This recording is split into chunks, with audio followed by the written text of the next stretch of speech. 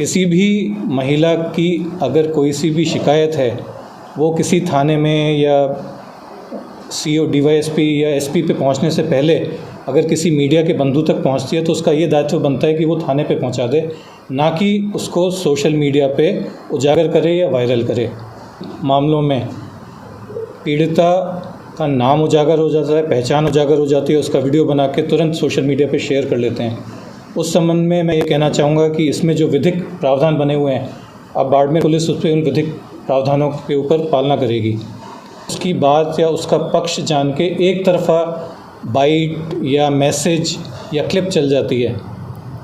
बिना दूसरे का पक्ष जाने या बिना सच्चाई को जाने।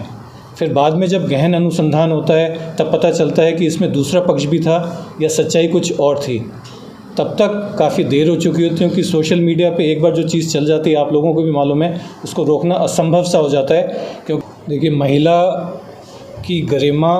को सुरक्षित रखने के लिए भारतीय संविधान, भारतीय कानून,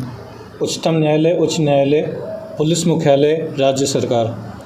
ये बेहद गंभीर है और समय समय पे उन्होंने बहुत सारे निर्देश दिए हैं, बहुत सारे रूलिंग्स आई हैं। यहाँ पे बाड़मेर में दुर्भाग्यवश पाया है कि कई मामलों में पीड़िता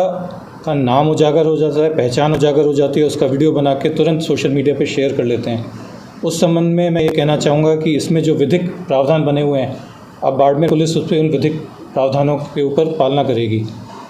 किसी भी महिला की अगर कोई सी भी शिकायत है, वो किसी थाने में या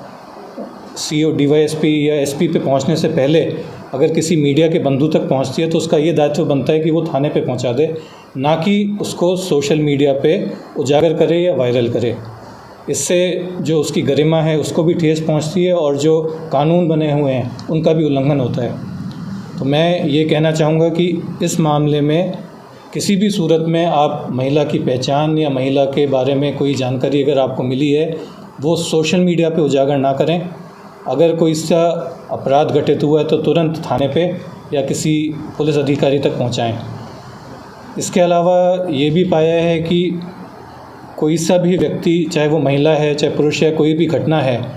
उसमें सिर्फ उसकी बात या उसका पक्ष जान के एक तरफ़ा बाइट या मैसेज या क्लिप चल जाती है, बिना दूसरे का पक्ष जाने या बिना सच्चाई को जाने। फिर बाद में जब गहन अनुसंधान होता है तब पता चलता है कि इसमें दूसरा पक्ष भी था या सच्चाई कुछ और थी। तब तक काफ़ी देर हो चुकी होती है, क्योंकि सोशल मीडिया पे एक बार जो चीज़ चल जाती है, आप लोगों को भी मालूम है, उसको रोकना असंभव सा हो जाता है। क्योंकि इतने सारे माध्यम हैं, इतने चैनल, इतने ग्रुप हैं कि वो ना सिर्फ बाड़मेर में या राजस्थान में या हिंदुस्तान में, लगभग पूरी दुनिया में वायरल हो जाती है। सिर्फ एक क्लिक और एक बटन ही तो है, चंद सेकंड में यहाँ की कोई सी भी सूचना दुनिया के किसी भी कोने में पहुँच जाती है। ये जो मोबाइल आया, कर लो दुनिया मुट्ठी में, तो दुनिया मुट्ठी में तो हो गई है, लेकिन उसका खामियाजा ये है कि चाहे कोई सी चीज़ गलत हो, चाहे एक तरफ़ा हो, चाहे सच्चाई से परे हो, वो भी एक बार चल गई तो वो इतना ज़्यादा चलती है कि उसके बाद में उसको रोकना या डैमेज कंट्रोल करना या सच्चाई को सामने लाना बहुत मुश्किल हो जाता है। अनुसंधान करने के बाद में, जांच करने के बाद में, पूरी जांच पड़ताल करने के बाद में जब सच्चाई को डालते हैं तब तक डैमेज हो चुका होता है। अब उस डैमेज को या उस चीज़ को रिवर्स नहीं कर सकते। तो इस वजह से जब भी कोई सा क्लिप, कोई सी बाइट,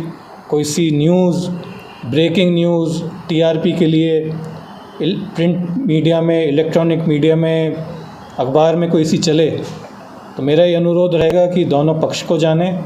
सच्चाई तक पहुँचें, उसके बाद में स्टोरी चलाएं तो वो ज़्यादा बेहतर होगा। महिला संबंधित प्रावधान बहुत ही सख्त हैं, चाहे वो पॉक्सो के हों, चाहे आईपीसी के हों, चाहे माननीय उच्चतम न्यायालय के निर्देश हों। उसकी पालना और उसके उल्लंघन में अगर कोई सी चीज़ होती है तो उस पर पुलिस विधिक कार्रवाई करेगी, ये भी बताना चाहूँगा। तीसरे, एक बाड़मेर बहुत बड़ा क्षेत्र है, हिंदुस्तान में 5वां सबसे बड़ा डिस्ट्रिक्ट है, 500 से अधिक किलोमीटर के हाईवेज़ हैं, एक्सीडेंट्स भी बहुत होते हैं। तो कई जगह मैंने देखा है कि कोई एक्सीडेंट या कोई दुर्घटना या अन्य किसी उसमें अगर कोई डेथ हो जाती है, एक्सीडेंट हो जाती है, तो वो चित्र भी बहुत जल्दी चल जाते हैं। अब जिसकी डेथ हुई है उसकी भी गरिमा बची है, वो उसके भी मानवाधिकार ख़त्म नहीं हुए हैं, उसकी डेथ होने से उसके मानवाधिकार ख़त्म नहीं हुए हैं।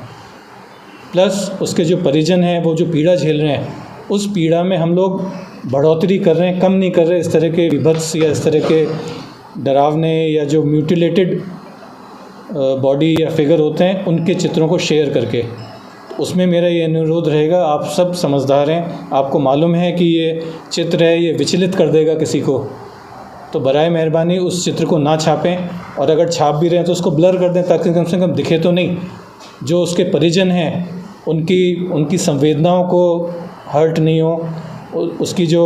जिसकी डेथ हुई है, जिसका एक्सीडेंट है, उसके जो मानवाधिकार शेष हैं उनका हनन नहीं हो। तो उसको या तो छापे ही नहीं, आवश्यकता क्या है, जब अपन ने बता दिया कि साहब इस तरह की चीज़ हो गई है तो ज़रूरी नहीं है कि उसकी फ़ोटोग्राफ भी छपे। उससे मामला संवेदनशील या सेंसिटिव तो बन जाता है, लेकिन उसके परिवार पे कितनी पीड़ा होती होगी ये आप और हम समझ सकते हैं। तो आप लोगों के माध्यम से मेरा ये पुनः निवेदन है कि महिला के संबंध में मामले हों, SC ST से संबंधित मामले हों, या महिला नॉन SC ST कोई भी मामला हो, उसमें यदि आपके पास में पहले कोई आ गया है तो आपका ये कर्तव्य बनता है कि उसको थाने तक या किसी पुलिस अधिकारी तक पहुंचाएं। आप पहले ही उसके बयान लेके जो मीडिया ट्रायल शुरू हो जाता है तो उसमें कुछ विधिक प्रावधानों का भी उल्लंघन हो रहा होता है, महिला की गरिमा को भी ठेस पहुंच रही होती है। उसमें जो भी विधिक मामले हैं हमारे, हम उस प्रकार से कार्रवाई करेंगे।